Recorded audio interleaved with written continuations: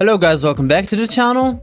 So there's an interview with a dev that's been posted on this website, and it talks about Dyeable old legendary backpacks. So as you know, we got a new legendary backpack that's Dyeable. It looks really cool, probably the best looking like legendary right now till yet, and one of the best looking backpack items in the game. Looks really cool, and yeah, it's Dyeable, and the players have been jealous of that because, for example, Ad Infinitum and the legendaries from PvP and from World with World aren't Dyeable. They're just like that. And yeah, that sparked a debate. So for years, Guild Wars 2 players have been scratching their heads over problems that from a layman's perspective should be easy to solve. We asked ArenaNet directly and received some interesting answers from the game director himself, because what sounds simple isn't actually that simple. The journalist asked, why is it so hard to go back and dye possibilities to older items like legendaries, backpacks? Would it be a big amount of work to just create alternate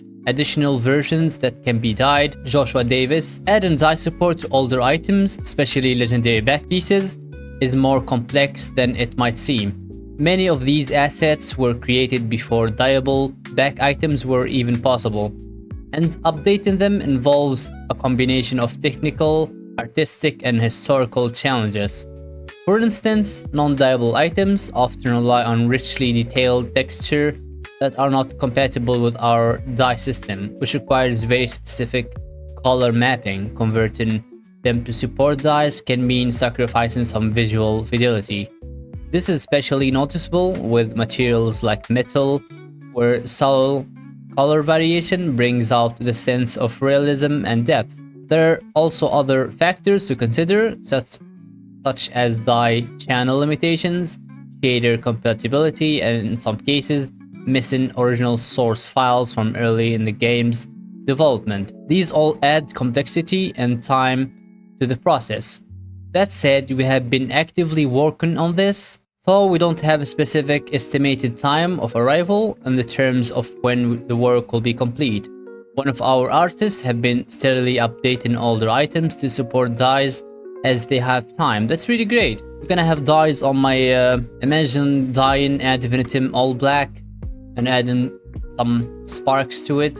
I think it would look so cool. Also the legendary PvP wings, also they're really cool, so it'll be interesting, which we intend to release in a single batch down to the road. Players have noticed that some recent armor sets like Dragon's Decade or True Sight have lower texture resolution than expected, especially when compared to the outfit like the Noble Count. What's behind that difference? And it is something team is working to improve. The short answer is that armor sets and outfits follow very different technical rules under the hood, which has big impact on how much visual details we can pack into them. Armor sets are built to be modular and swappable.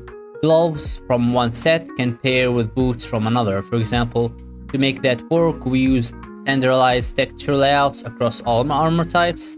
This means every piece gets a fixed amount of texture space. That flexibility is a huge part of what makes our transmute system so powerful. Yes, it is one of the best ever, but it does limit how much resolution we can give to any one piece, especially on more intricate sets. Outfits, on the other hand, are built as a single piece and don't need to follow these constraints. That let us allocate all available texture space where it matters most. For example, we were able to devote over half the space in the Noble Count outfit to the jacket, resulting in a much crispier and more detailed look. We're also seeing a new challenge with the shared look armor sets we've been making more of recently.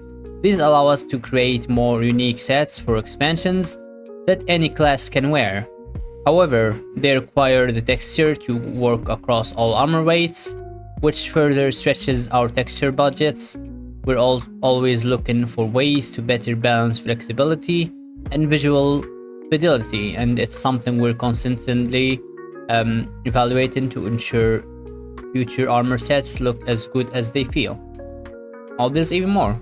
There's more stuff. Oh, it's just pictures of all the stuff here. Looking forward to a Dyeable Ad Infinitum. I think it would look really cool. Tell me what you think in the comments. I'll see you in the next video. Bye bye.